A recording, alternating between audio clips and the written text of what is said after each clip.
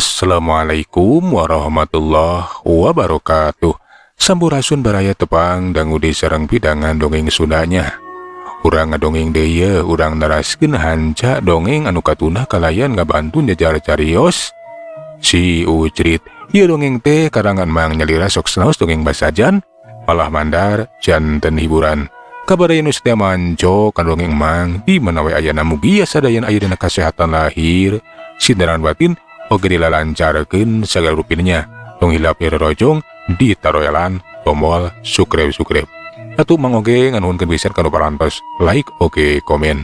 Mangga mitra supados teu nyangkolong ting kana waktos urang sami-sami dangukeun kumaha terasna ieu carita Si Ucrit. Wilujeng ngadangukeun prung ah.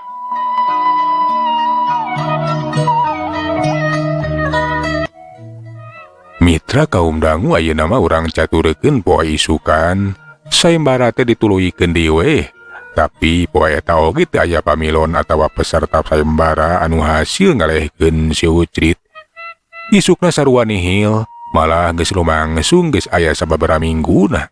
Tapi tetep Si Ucrit anu unggul salaku jago sayembara. Antukna mah sayembara teh ditutup we. Prabu Indrawangsit marentahkeun ayeuna mah ka patih jeung senopatina pikeun ngirim surat ka unggahan nagara. Eta nagara deungeun anu eusina teh hiji tangtangan bikeun ngadu we sabab eta Kangjeng Prabu Indrawangsit teh geus yakin kana kemampuan jeung kakuatan Si Ucrit. Tah jadi kitu, Praja Geni pon kitu di maneh jalaksena kirimkeun surat tangtangan ka unggahan nagara. Di kaula salaku Raja Watu Gading nu ngajak ngadu gitu. Bejakeun kaula boga bagong anu hebat gitu. Atuh patih Praja Geni teh jeung Senopati Jalaksena teh talangke we. Gara-gara we nitah juru tulis karaton bikeun nyieun surat. Sabadareng se dijieun eta surat teh tuluy dikirim ku para prajurit nu diutus ka unggahan nagara deungeun.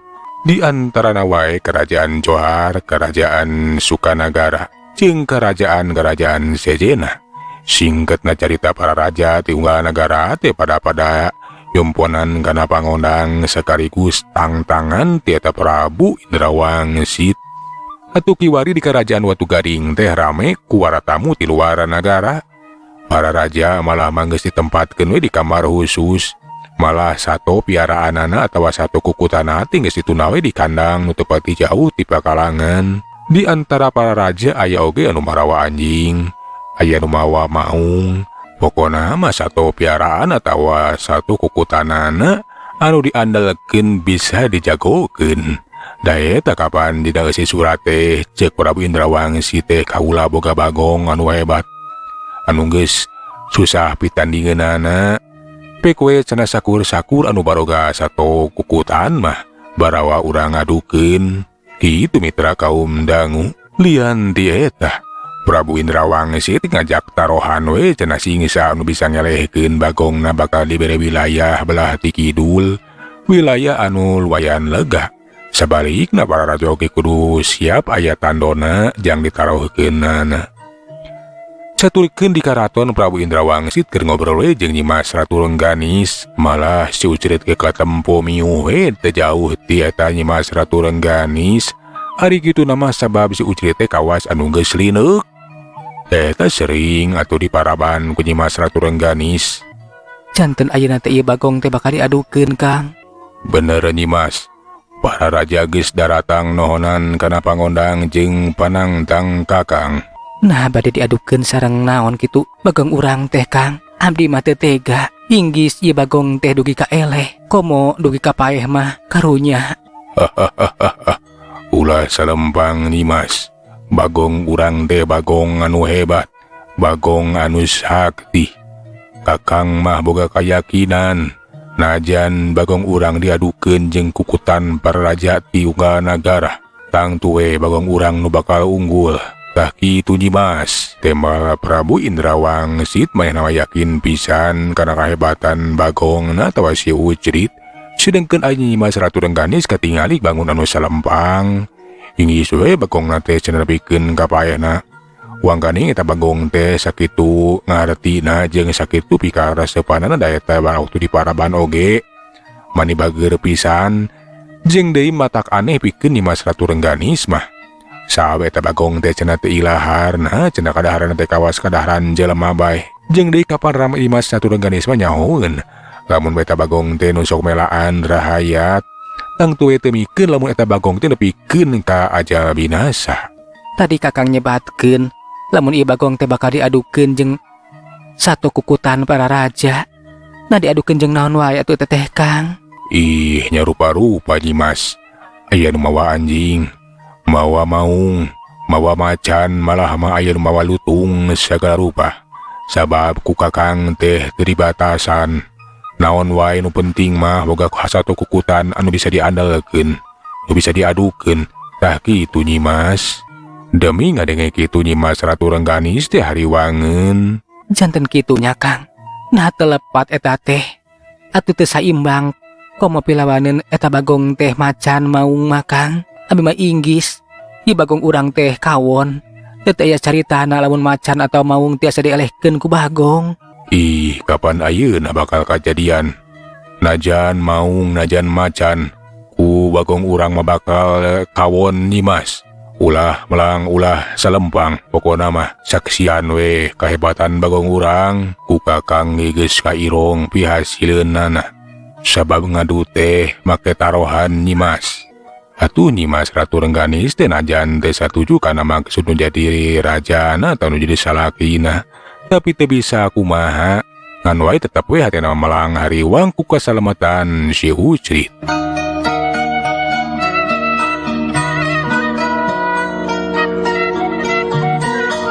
Hayu Nyimas, ayeuna mah urang init bagong teh urang adukeun. Atuh mitra kaum dangu eta Nyimas Ratu Rengganis teh kapaksa we nutureukeun nu jadi salakina. Pun kitu deui teh si Ucrit ngiclik we nutureukeun. Pikeun si Ucrit maneh nyaho lamun maneh teh bakal diadukeun ukur gegerentesan sajeroning hatena. Aduh, uing terek diadukeun we tak ku si raja kurang ajar teh. Malah rek dijadikeun jago sagarupa pikeun tarohan jeung raja-raja ti luar negara. Tapi keun we ku aing bakal digugukeun kumaha kahayangna tah. Ngan ku aing kanyahoan, tetela eta si ratu teh karujangeun pisan, nyaeun pisan ka uing teh. Teu mikeun lamun nepikeun ka uing cilaka. Nyaeun pisan ka uing, beda pisan teh jeung si bawangok raja nu teu mikirkeun ka uing. Eta si ratu masa kitu nyaeun pisan ka uing teh. Itu mitra gerentes hate si Ucrit teh. Teulilah hari teh teh kacaturkeun di jalana, geus tarapi we ka pakarangan. Atuh si Ucrit mah diampikeun we ka kandangna. Sidengkeun Nyimas Ratu Rengganis jeung Prabu Indrawangsit teh dariuk di koresi khusus. Satu kangeunana patih berajakeun jeung Senopati Jalaksena. Pun kitu dina sejana geus pada haladir. Jalaksena parentah ka panata acara bikin ngamitian ieu acara. Cek Prabu Indrawangsit marentah ka Senopati Jalaksena. Gusti, sumohon kawitan ayeuna bae. Senopati Jalaksena guragiru we mere isyarah ka panata acara. Ngarasa gancangna eta acara teh langsung we dimimitian. Atuh teh lila koloyong panata acara teh lempang kalacat naik kana panggungan tuluy we biantara. Sampurasun, sim kuring salaku panata acara ngawilujengkeun ka para tamu. Muhun kepada raja-raja anu teu sami hadir oge ngahaturkeun rebu nuhun laksana kabingahan ku kasumpingan dina nohonan pangondang oge pangajak ti Gusti Prabu Indrawangsit. Ku kituna ku kieuna sim kuring moal panjang lebar bilih di komen kuno lalajo ari lami-lami teuing ngecabrek teh. Ku kituna acara teh bade dikawitan. Goong gede kadenge disada tuluy gamelan ditabeuh selene para dayang mintonkeun kasenian. Ngaribing we tanda nyambut kedatangan para raja. Reng sesambutan kasenian ayeuna mah Prabu Indrawangsit anu katingali ngadeg di panggungan tuluy biantara. Kaula Prabu Indrawangsit nganuhunkeun ka sadaya raja nu geus hadir. Oge anu geus nohonan kana panangtang kaula. Kaula mah panjang lebar. Hayu urang adukeun sato nu jadi jago teh. Nu jadi kukutan teh Ngan kahade geura siapkeun tarohanana oge siapkeun pilawaneun bagong kaulah sing saha nu bisa ngalehkeun bagong kaulah. Jaminana nyata wilayah di belah ti kidul. Hayu ayeuna mah urang dari acara mimitian euy. Geus kitu mah Prabu Indrawangsit malungsur atuh panata acara kiwari mah ngabejakeun pamilon anu bakal munggaran diadukeun jeung si Ucrit. Mangga urang kawitan wae. I acara nyaeta pamilon anu kahiji jata nu munggaran nyaeta si Totol kagungan Prabu Gajah Sena di Kerajaan Gajah Putih. Ger atuh nu lalajo teh sura keyayahan sawa acara teh geus dimitian katempo aya anjing nu asup ka pakalangan. Eta anjing teh katalana teh si Totol. Katempo anjing teh lian ti gede jeung pikasieun da eta mani ceulina teh rancung beungeutna sangar. Si Totol maju ka hareupeun si Ucrit. Pikeun si Ucrit tetep tenang we malah gutak-gitak we sakumaha biasa kawas anu ngalelewaan ka musuhna. Kangaranan anjing galak jeung geus biasa dipake moro eta si Totol teh basa nempo eta bagong gutak-gitak. Langsung ngagajeleng maju narajang.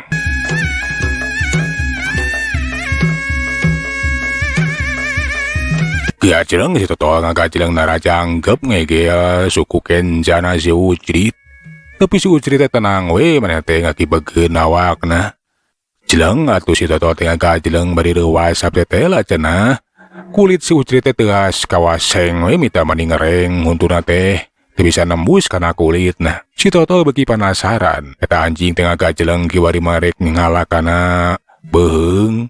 Beheung si Ucrit teh beunang digegel, tapi pikeun eta si Totol manehna kageteun di bae sabab tetela eta si Ucrit teh waduk mitra. Najan si Totol geus kasohor anjing anu kacida galak jeung hebatna anjing nu geus ngarti lamun dipake moro teh. Tapi kiwari mah kawas anu keder nyang hareupan si Ucrit. Sedengkeun si Ucrit anu nampa musuhna ukur cicing we ngajajanteng kawas anu ngahuleng. Gentak si Ucrit teh kiwari anu miheulaan maju narajang. Suruntul si Ucrit maju narajang gerakana mungguh cepet. Ngan baya teh si Totol ge lain lawan biasa. Manehna bisa ngagiwarekeun panarajang si Ucrit plos atuh nyamos. Tapi si Ucrit manehna ngani ngaronjatkeun daya panarajangna kakuatanna beuki rosa kecepatanna beuki ditingkatkeun. Antukna mah geus teu katuturekeun ku eta si Totol. Yuk ya beron cengkang. Si Totol ngacengkang ngadayagdag ka tukang bari geus teu bisa mengedewe geus teu bisa hudang-hudang acan. Si Totol rubuh euy, si Totol rubuh. Ayoy, si Totol geus eleh tingali ngajang je heuy, hebat Bagong Kangjeng Prabu hebat. Hidup Bagong Kangjeng Prabu hidup. Hidup. Cek nu lalajo surak amal-amalan pada ngagul-ngagul bagong nang kagungan Kangjeng Prabu Indrawangsit. Atuh Prabu Indrawangsit bani bungaheun pisan nempo bagong na unggul teh. Beda deui jeung Prabu Gajah Sena. Katingali bangun anu hanjelu beungeutna haseum. Sabanehna teh aleh tarohan sabab si Totol teu mampu ngungkulan bagong Kangjeng Prabu Indrawangsit. Geus karuhan si Totol ngajeng jehet teu bisa mangedeui mah teu bisa hudang di panata acara teh nitah ka para prajurit pikeun bahwa eta si Totol dibawa we keluar bakalangan. Atuh eta panata acara teh pok piantara deui rek ngabejakeun pamilon anu salajengna. Parantos kauninga oge kasakseni pami si Totol teh tetela geuning kawon. Bagong kagungan Prabu Indrawangsit anu unggul. Kukituna ieu acara bade lajengkeun deui nyaeta ku pamilon anu salajengna nyaeta si Belang kagungan Prabu Natawiguna. Bangga ka si Belang supados dilebetkeun ka pakalangan. Tekung sila kata hombo aya nu asup aya lian ti si Belang maung anu kacida gedena. Eta maung teh teumpang we ngadeukeutan ka si Ucrit keblay maung ketinggal pikasieun. Nula lajo oge kiwari mah manehna ge heran. Nah cenah si Ucrit teh bagong teh bakal diadukeun jeung maung. Nah bakal mampu moal eta bagong yang hareupan maung. Kapan eueuh caritana lamun bagong bisa ngalehkeun maung. Alah, itu bagong teh diadukeun jeung maung ayeuna mah alah. Nah bakal meunang gitu bagong teh. Nya ceu. teu kira-kira we manya atuh aya Bagong dadukeun jeung maungnya euy. Alah, inggis we kagungan Kangjeng Prabu teh keok lah. Iya, ari Abah mah boga keyakinan jang ulah salembang najan dising hareupkeun jeung maung oge eta Bagong teh bakal unggul. Wawang Bandungan we tuh tinggal tuh. Eta maung teh geus narajang euy. Bener wae eta maung teh geus ngawahan maju narajang ka si Ucrit.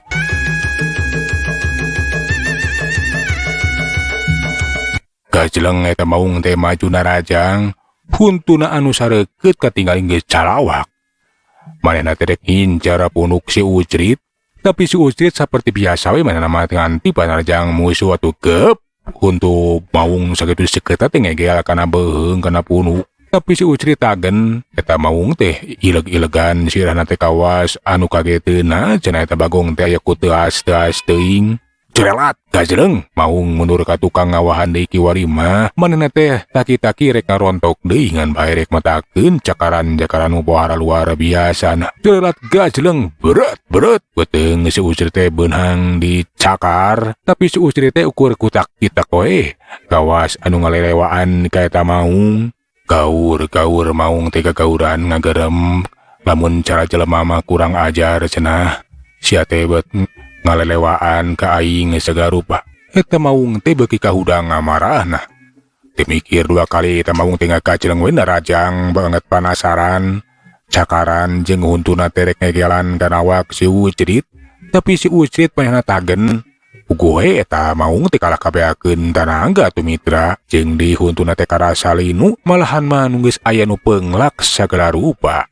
Cerelat gajeleng maung mundur ka tukang, tapi si Ucrit kiwari nu maju narajang suruntul jebrod kena pisan kana beuteung maung atuh buku maung teh maningalanggak karasa beuteung teh moral lamun cara jelema mah hayang utah mitra. Si Ucrit nutsul tepus panarajangna suruntul kiwari mah neumragana hulu eta maung jebrod. Maung teh ileg-ilegan geus kitu mah maung teh geus teu bisa hojah deui mitra, sabab maung teh tetelaparan tos koit batok na bencar mitra ditemra ku kekuatan nu pohara luar biasana.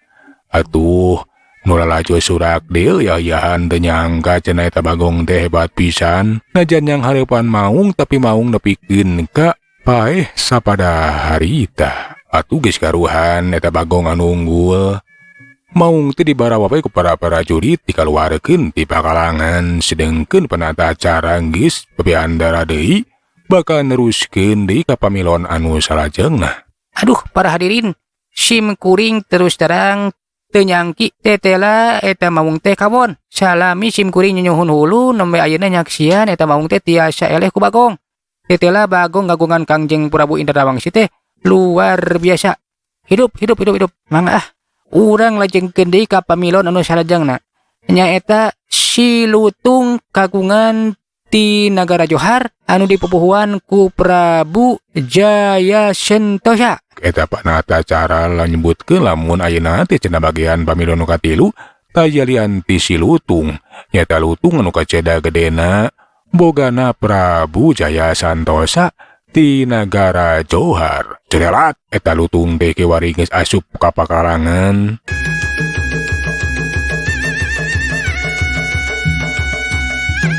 Cikira eta Lutung nu kacida geden teh ngadeukeutan ka si Ucrit. Sanyana eta Lutung teh lain Lutung biasa, tapi Lutung kajajaden nyaeta jalmaan patih di Nagara Johar. Sabab eta Prabu Jayasantosa teh yang unggul dina eta tarohan. Teu aneh kitu nama sabab kabeh raja ge hayang unggul dina eta tarohan teh.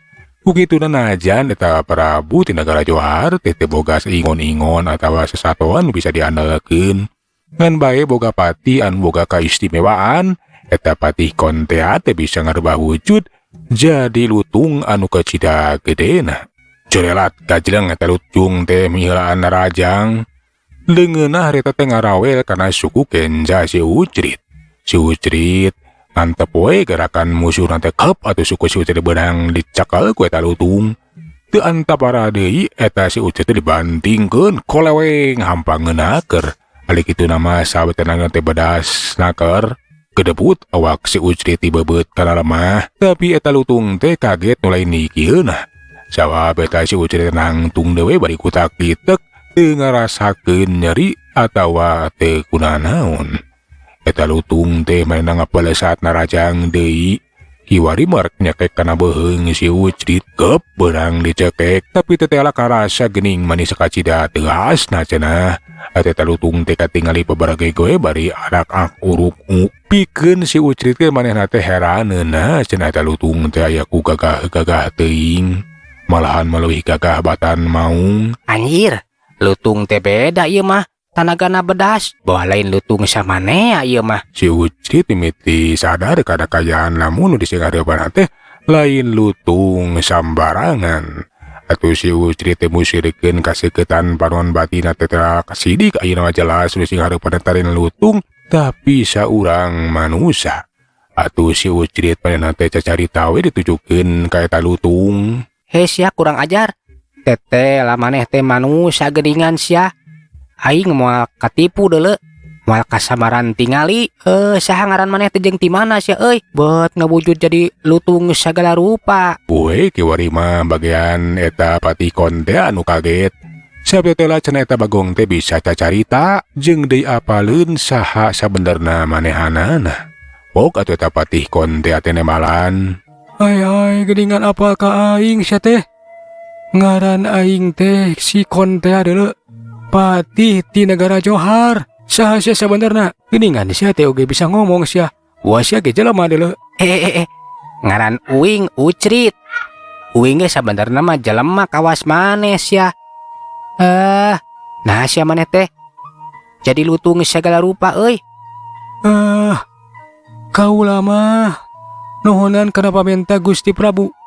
Sabab kudu unggul, kudu menang taruhan. Wayahna maneh kudu eles ya. Kudu paeh ku kaula deuleu euy. Moal bisa euy. Uing ge moal cicingeun sia. Sok urang teruskeun tarungna ayeuna mah sia. Geura ketrukeun sakabeh pangarti maneh deuleu. Uing mah burung ditagenan tah. Mitra kaum dangus karuhan pada apa sah sabenerna mah atuh keur wae-wae eta lutung jeung bagong teh diadu. Silih banting silih tubruk. Tapi teteh dua-duana teh pada wadana. Pikeun eta patikon teh teh nyangka lamun pesen si Ucrit sakitu pohara luar biasana. Malah marina tanaga leuwih rosa batan manehanana. Eta we basa bentrokan dua kekuatan. Des. Basa si Ucrit nubruk kana awak ditadah we ku dampaleungeunna tan si lutung. Atuh si lutung teh nepikeun ka mundur kadorong aya kana sababaraha lengkana. Tapi eta patikon teh ge teu cicingeun. Langsung awakna ngacawul kaluhur bari matakeun leungeunna. Rek neunggel kana sirah bagong. Tapi si Ucrit mitra manehna oge kapan wadah. Najan sirahna beunang dihabek ku eta lutung. Teu kerel-kerel tagen we kalah kakutak-kitek kawas anu ngalelewaan deui ka eta patikon teh. Ugu eta patikon teh beuki muncak kamarana. Silang lutung teh mundur ka tukang. Bari dampaleunna teh disidakapkeun pradug aya hese pipis anu molak. Nu lalajo beuki herana cenah eta lutung teh. Awas lain lutung samanea geuningan. Hari kitu nama sabab patikon teh manehna teh teu nyangka. Lamun di singareupan teh cenah sarua bangsa manusia ngan bae dina wujud bagong. Atuh teu gampang pikeun meruhkeunana. Kudu ngetrukeun sakabeh ajen ka saktena. Belesat eta lutung tinggal belesat narajang ka si Ucrit. Dampaleunna nu geus nyidem kakuatan ajian ka sakten. Titibankeun kana beuteung si Ucrit hiuk jebrod. Si Ucrit ukur ngabangkieung saeutik tapi manehna teh kawas anu nyeungsirikeun we. Ukur sakitu sia kakuatan maneh teh euy. Sok geura ketrukeun deui. Geura budalkeun pangabisa maneh. Alah, teteh lah sia teh hebat oge Ucrit. Saha sia sabenerna jeung ti mana sia? Nah sia teh sarua jalmaan abdi karaton. Pati eta senopati di nagara sia. Ayo geura terus terang ka kaula deuleu. Uing mah hubunganana jeung si Raja Indrawangsit, si kurang ajar teh tah. Uing mah di dieu mah ngahaja we hayang cicing di dieu. Bogo aya maksud anu tangtu. Sok urang teruskeun di tarungna. Ulah hayang apa kana urusan uing sia. Patih kon teh ketingali kerung kaget. Nah saha sabenerna si Ucrit teh jeung naon maksud nu sabenerna. Tapi pikeun batikon teh anu penting mah mana bisa ngalekeun si Ucrit ngarah rajana teh menang tarohan. Jerelat wae ngagajleng rajang di ka si Ucrit. Tapi kiwari mah si Ucrit teh teu cicingheun manehna teh imbangan panrajang musuhna. Basa lutung rek ngabebak deui kana sirah. Ku si Ucrit dipiheulaan di tarajang balasa tina kacepatan anu pohara. Urus si Ucrit teh mrageuna kana beuteung lutung cobrot bangkieung. Eta lutung tina pikeun ngabangkieung katingali panonna ge maneh bolotot ngararasakeun beuteungna anu kasida nyerina. Dina kayaan ngararasakeun ka nyeri si Ucrit teh geus ngagajeleung dina rajang malah katempo si Ucrit ngagajeleung teh luhurna keur malah mah bisa nembrag kana sirah eta lutung nepikeun ngabangkieung ngagebru rubuh geus teu bisa ngajaga kaseimbangan badana gebru. Lutung teh teu bisa mengedeui patih kon teh geus rubuh geus teu bisa neruskeun deui tarungna. Ugue pikeun prajana anu kanempo eta kanyataan maneh teu ngarti. Nah sanah sah eta bagong sabenerna aya ku sakti-sakti teuing. Geus karuhan kateter oleh jajaten mah eta lutung teh dibarawa wae ku para prajurit kaluar ti pakalangan. Pok atuh panata acara teh biandara deui. Tetela geningan bagong teh anu unggul. Eta lutung teh parantos ngajahjer. Teu tiasa hudang deui. Ari kitu nama margi kapan tong boroning lutung. Maung oge tadi parantos ngusek dugi ka paehna. Ku kituna kukieuna ieu bagong teh masih kene unggul. Mangga ka para raja anu sanesna supados siap-siap ngadukeun satu nu jadi andalanana. Tapi moal tes ayeuna margi ayeuna waktosna seep. Euleuh mitra waktos parantos teu nyekapan. Sageula urang tuna jajara carita si Ucrit uga ka dieu. Urang deraskeun dina seri anu salajeng atumang. Saeuleuna undur. Assalamualaikum warahmatullahi wabarakatuh. Cak.